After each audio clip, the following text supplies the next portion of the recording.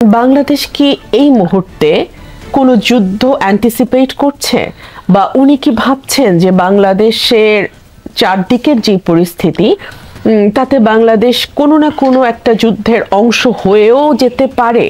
আমি এই কথাটি বলছি এই কারণে যে আপনি জানেন বর্তমানে মিয়ানমার নিয়ে কিন্তু একটা মানবিক করিডোর দেয়া হবে কি হবে না।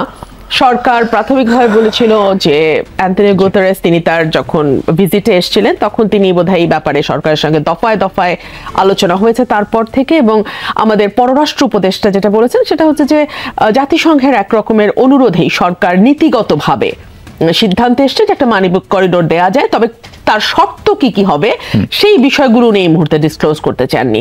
তার কয়েক ঘন্টা পরে আমি দেখলাম প্রেস সচিব আমাদের প্রধান উপদেষ্টার তিনি পুরোপুরি অস্বীকার করলেন। তিনি বললেন যে না, আমরা জাতিসংঘ থেকে এরকম কোনো আলোচনা হয়নি বা জাতিসংঘ আমাদের এরকম কোনো অনুরোধও করেনি, কিন্তু তিনি বললেন যে আমরা নীতিগতভাবে এটা করা যায়, লজিস্টিক সাপোর্ট দেওয়া যায়।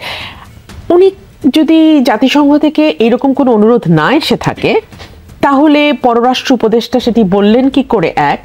সেটি আবার তিনি যখন প্রেস সচিবের কাছে গেল তিনি বললেন যে আমরা সেই ব্যাপারে একমত যে একটা লজিস্টিক সাপোর্ট দেওয়া যায়। তো কাদের সাথে ওনারা একমত হলেন? যদি কোনো না কোনো তরফ থেকে অনুরোধ না এসে থাকে তাহলে তো আসলে একমত হবার বিষয়টি আসে না। এক আর দুই হচ্ছে লজিস্টিক সাপোর্ট যেটা বলা হচ্ছে, আমি কি নিরাপত্তা বিশেষজ্ঞ যারা আছেন তাদের কথাগুলো আমি শুনছিলাম, সেটাও তো আপনার রাস্তা দিয়ে মিয়ানমারে যাবে, সেটাও করিডোর, এবং মিয়ানমারের উপরে ভারতের যেমন ইন্টারেস্ট আছে তার চেয়ে বেশি ইন্টারেস্ট আছে চায়নার, ইন্টারেস্ট আছে আমেরিকার, ইন্টারেস্ট আছে রাশিয়ার, কেউ কেউ বলছেন ইসরায়েলের ইন্টারেস্টও আমরা উড়িয়ে দিতে পারি না। অর্থাৎ রাখাইনকে ঘিরে এক একটা ভূরাজনীতির শক্তি যারা, তারা এক একটা দেশের এক এক রকম ইন্টারেস্ট আছে। সেইখানে বাংলাদেশ যখন তাকে মানে হিউম্যানিটেরিয়ান করিডোর বা মানবিক করিডোরের কথা যেটা বলা হচ্ছে সেটা দেয়, কোনো না কোনো পক্ষকে সেটি রুষ্ট করবে, এবং যেই পক্ষকে এটি রুষ্ট করুক না কেন তারা যে এই বিষয়ে হাত পা গুটিয়ে বসে থাকবে এরকম ভাববার কোনো কারণ নাই। সো বাংলাদেশ কি কোন রকম অশান্তি বা বাংলাদেশের ভূমি অশান্ত হবার কোনো কিছু কি এই সরকার অ্যান্টিসিপেট করছে? তাদের কাছে কি এমন কোনো তথ্য আছে? এবং সবচেয়ে বড় কথা, মিয়ানমারে কিন্তু এই মুহূর্তে জান্তা সরকার না আরাকান আর্মি, কারা আসলে ক্ষমতায় আছে এটি নিয়েও একটা টালমাটাল অবস্থা, কারণ তারা একটা গৃহযুদ্ধের মধ্যে দিয়ে যাচ্ছে এবং রাখাইনের বোধহয় 75 to 80% আরাকান আর্মির দখলে। এখন আরাকান আর্মি তো কোনো বৈধ সরকার নয়, আপনি কি আরাকান আর্মির সঙ্গে আলোচনা করছেন? আপনি আসলে কার সঙ্গে করছেন? On the other hand Pakistan এবং ভারত যেই কথাটি দিয়ে আপনি শুরু করেছিলেন সেখানের অবস্থাও খুবই অশান্ত। এবং দেখুন এই 26 জন মানুষকে হত্যার সঙ্গে সঙ্গে আমরা দেখলাম যে ভারত তাদের নিজেদের গোয়েন্দা ব্যর্থতা, তাদের কাছে ইনফরমেশন না থাকা, এবং পৃথিবীর সবচেয়ে বেশি সৈন্য যেই জায়গাটা দিয়ে থাকে এবং নিরাপত্তা চাদরে যেই জায়গাটি ঘিরে রাখা হয় সেই জায়গাটিতে এরকম ঘটনা ঘটলো, ভারত এটি ঘটতে দিল। এখন এখানে তো ষড়যন্ত্র তত্ত্বও কেউ কেউ বলছেন যে ভারতের সবচেয়ে বেশি লাভ যদি হয় তাহলে তো সেটা বিজেপি সরকারের, কারণ তারা মুসলমানদের উপর ক্র্যাকডাউন চালাচ্ছে গত কয়েক বছর ধরে, নির্বাচনের রাজনীতি ভীষণ রকম হিন্দুত্ববাদের উপর নির্ভরশীল। সো এই ঘটনার পেছনে বিজেপির হাত নাই, এটাও কি উড়িয়ে দেয়া যায়? বিকজ আপনাদের নিশ্চয়ই মনে থাকবে যে তিনি যখন নরেন্দ্র মোদী যখন মুখ্যমন্ত্রী ছিলেন তখন একটা তীর্থযাত্রীদের ট্রেনের মধ্যে কিভাবে দুর্ঘটনা ঘটিয়ে সেখানে মুসলমানদের উপর একটা ম্যাসাকার চালানো হয়েছিল। সো এখন আমি দেখছি যে একইভাবে গুজরাটে বাঙালি মুসলমান সন্দেহে ভারতীয় মুসলমানদেরকে উচ্ছেদ করা হচ্ছে, তাদের বাসা বাড়ি ভেঙে দেওয়া হচ্ছে। আমি দেখলাম MiG-22 কেনা হচ্ছে কয়েকটি। সো এগুলো আসলে অনেকে বলছেন যে যত না যুদ্ধের অস্থির, ভীষণ রকম অস্থির। তো তাহলে সেখানে আমাদের প্রস্তুতি রাখতে অসুবিধা কোথায়? আমাদের প্রস্তুতি রাখতে কোনো অসুবিধা নেই। সেনাবাহিনী, বিমান বাহিনী, নৌবাহিনী, তাদেরকে আসলে ট্রেন করা হয়, তাদেরকে মানে যথাযোগ্য সম্মানে এবং সম্মানিতে রাখা হয়, কারণ দেশের একটা অস্থিতিশীল পরিস্থিতি যদি তৈরি হয় তাহলে যেন তারা কাজে আসতে পারে। কিন্তু সেই রকম কোনো পরিস্থিতি কি তৈরি হতে যাচ্ছে? আমি এই কথাটি আরো বেশি জোর দিয়ে বলছি বিকজ এই ধরনের সিচুয়েশনে সাধারণত পার্লামেন্ট বসে এবং পার্লামেন্টের মধ্যে রাজনৈতিক দলগুলোর আলোচনা হয়। এদিকে আমরা এমন একটি সরকারের মধ্যে দিয়ে এই মুহূর্তে যাচ্ছি যে সরকারটি নিজেদের মধ্যেই কোনো মানে সামঞ্জস্য নেই। পররাষ্ট্র উপদেষ্টা বলছেন এক কথা, তো প্রেস সচিব বলছেন আরেক কথা। আলাদা করে সেটি নিয়ে কথা বলবো। শরীফ ভাই, আপনি কি মনে করেন প্রধান উপদেষ্টার এই বক্তব্য, উনি সরকার প্রধান এবং উনি যেন তেন সরকার প্রধান না, উনি নোবেল বিজয়ী মানুষ, পড়াশোনা জানা, যার ইন্টারন্যাশনাল কানেকশন সাংঘাতিক রকমের ভালো বলে আমরা জানি। ফলে প্রফেসর ইউনূস যখন একটি সশস্ত্র বাহিনীর প্রোগ্রামে গিয়ে এই কথা বলেন যে প্রস্তুতি থাকতে হবে, ভারত পাকিস্তান যুদ্ধ হই হই করছে, গুঞ্জন হচ্ছে, যে কোনো সময় ছাড়িয়ে যায়, ফলে সেটি এক ধরনের কোনো বার্তা দেয় কিনা? আজকে তার এই বক্তব্যটা আমার কাছেও বেশ শঙ্কা তৈরি হয়েছে, উৎসুক তৈরি হয়েছে।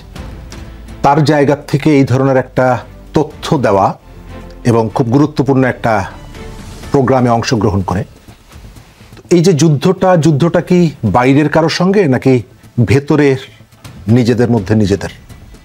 আমাদের আভ্যন্তরীণ পরিস্থিতিগুলো সমাজকে যেভাবে প্রতিনিয়ত আমরা বিভক্ত করে ফেলছি এবং আমাদের এখানে এখন আর কেউ কারো প্রতিদ্বন্দ্বী না, আমরা দেখাচ্ছি কাজের ভেতর থেকে আমরা সবাই সবার শত্রু। আইন নিজেদের হাতে তুলে নিচ্ছি, আইনের প্রতি আমাদের কোনো শ্রদ্ধা নেই এবং আমরা অপরাধীকে দমনের ক্ষেত্রে যে ধরনের আইনি পদ্ধতিতে অগ্রসর হওয়া দরকার, আমি দেখতে পাচ্ছি যে এখানে প্রতিশোধ পরায়ণতা ভয়ঙ্কর আকার ধারণ করেছে এবং এটি কোথাও কোথাও রাষ্ট্রের পক্ষ থেকে প্রমোট করা হচ্ছে এবং এর ভেতর থেকে সমাজের মধ্যে যে অস্থিরতা কমানোর যে উদ্যোগ থাকা দরকার রাষ্ট্রের পক্ষ থেকে, সেটি আমি দেখছি না। গণঅভ্যুত্থান পৃথিবীর বিভিন্ন জায়গায় হয়, আমাদের এর আগে এই দক্ষিণ এশিয়ায় শ্রীলঙ্কায় একটা পরিবর্তন হয়েছে। যদিও আমাদের যতটুকু স্যাক্রিফাইস করতে হয়েছে, আমাদের এখানে জানমালের যতটুকু ক্ষতি হয়েছে, শ্রীলঙ্কায় তার থেকে অনেক কম। কিন্তু আপনি যদি খেয়াল করে দেখেন যে তারাও সেখানে একটা দীর্ঘদিনের একটা জগদ্দল পাথরকে তারা সেখান থেকে কিন্তু পরাজিত করেছে। এরপরে তারা মনোযোগী হয়েছে তাদের নিজস্ব রাজনীতিকে তৈরি করা, অর্থনীতিকে জায়গায় ফিরিয়ে আনা, সামাজিক স্থিতিশীলতা ফিরিয়ে আনা। শ্রীলঙ্কায় যারা পালিয়ে গেছে তাদের মধ্যে তাদের সমস্ত নেতাকর্মী কি দেশ থেকে পালিয়ে গেছে? না। কিন্তু আপনি কি সেখানে এই যে মব জাস্টিস, মব ট্রায়াল এবং মব ভায়োলেন্সের যে শব্দটা আমি ব্যবহার করি না কেন, সেগুলো কি আপনি কোনো জায়গায় দেখতে পাচ্ছেন? না। তার মানে কি এই যে আমার এখানে জুলাই অভ্যুত্থানে যারা ঘোষণা দিয়ে তাদের ছাত্র সংগঠনকে বিক্ষোভকারীদের বিরুদ্ধে লেলিয়ে দিয়েছিল, তাদেরকে কি আমি আইনের মুখোমুখি দাঁড় করাবো না?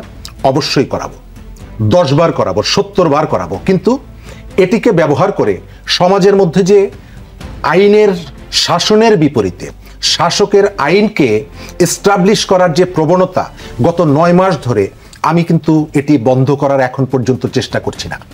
আমি পরিষ্কার দেখতে পাচ্ছি রাষ্ট্রের যারা সর্বোচ্চ দায়িত্বে আছেন তাদের পক্ষ থেকে বলা হচ্ছে আর মব ভায়োলেন্স অ্যালাউ করব না। তার অর্থ হচ্ছে আপনি এর আগে অ্যালাউ করেছেন। আমি তো দেখতে চাই আওয়ামী লীগ যেহেতু রাষ্ট্র ক্ষমতায় থেকে এই অন্যায় গণহত্যার সাথে জড়িত ছিল, তাকে রাজনৈতিকভাবে আপনি যেমন সাংগঠনিকভাবে আইনের মুখোমুখি দাঁড় করাবেন, এই ঘটনাগুলোর সাথে যারা জড়িত ছিল তাদেরকেও আইনের মুখোমুখি দাঁড় করাবেন। এটি হচ্ছে আমার প্রথম প্রত্যাশা। আমি এই জায়গাটায় দেখতে পাচ্ছি যে দল বড় করার জন্য আওয়ামী লীগকে নানাভাবে প্রমোট করা, তাদেরকে দলের মধ্যে নিয়ে আসার যেমন চেষ্টা হচ্ছে, আবার আপনি সারাদিন প্রসিডিউর মেনটেন না করে, যথাযথ পদ্ধতি অবলম্বন না করে আপনি ছায়ার পেছনে দৌড়াচ্ছেন। তার ভেতর থেকে আমি দেখতে পাচ্ছি আপনি আমার একদিকে আবেগ ইমোশন নিয়ে খেলছেন, অন্যদিকে নানা কায়দায় এদেরকে রাজনীতিতে পুনর্বাসন করার চেষ্টা করছেন। জি শরীফ ভাই, একটু থামাই আপনাকে। আদিব, আপনার কাছে সরাসরি প্রশ্ন হচ্ছে যে রুমিন আপা প্রধান উপদেষ্টা আজকের বক্তব্য, সেটি একটি জায়গা, সঙ্গে আমি আপনার সঙ্গে আরেকটি বিষয় জানতে চাই। মানবিক করিডোর নিয়ে যে বিতর্কটা, এটা কিন্তু আন্তর্জাতিক গণমাধ্যম এএফপি কে আমাদের জাতীয় নিরাপত্তা উপদেষ্টা অ্যাম্বাসেডর খলিল রহমান তিনি কিন্তু নিশ্চিত করেছেন যে বাংলাদেশ এটা নীতিগতভাবে সম্মত। তার মানে আমরা মানবিক করিডোরটা দিচ্ছি মিয়ানমারের রাখাইনে জাতিসংঘের তত্ত্বাবধানে খাদ্যদ্রব্য পৌঁছানোর জন্য। তার বেশ কিছু শর্তের কথা আমরা জানি। বিপদটা হচ্ছে এইটাকে আপনারা কিভাবে দেখেন, একটি মানবিক করিডোর দেওয়া, এবং এইটা নিয়ে বিএনপি থেকে শুরু করে বেশিরভাগ রাজনৈতিক দল এটার বিরোধিতা করছেন, কারণ এই আলোচনাটা পার্লামেন্টে হওয়া উচিত।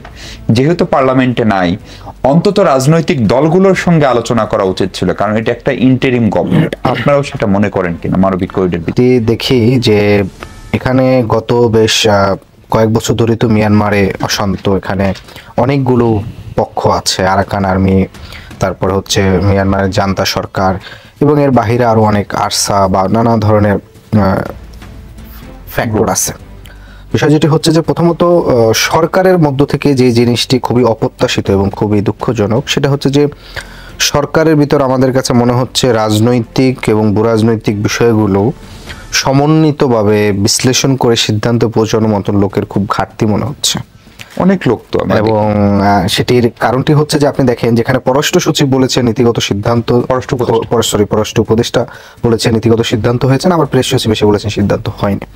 মানে এখানে দুটি কারণ হতে পারে। একটি কারণ হতে পারে যখন রাজনৈতিক দলগুলো এটা নিয়ে প্রশ্ন তুলছেন তখন হয়তো প্রেস সচিব সেটার কাভার করার চেষ্টা করেছেন, ফলে এইটা খুবই একটি মেজর ইস্যুতে সরকারের দুই গুরুত্বপূর্ণ অংশের এই যে বক্তব্য, মানে বিপরীত বক্তব্য, এটা খুবই হতাশজনক।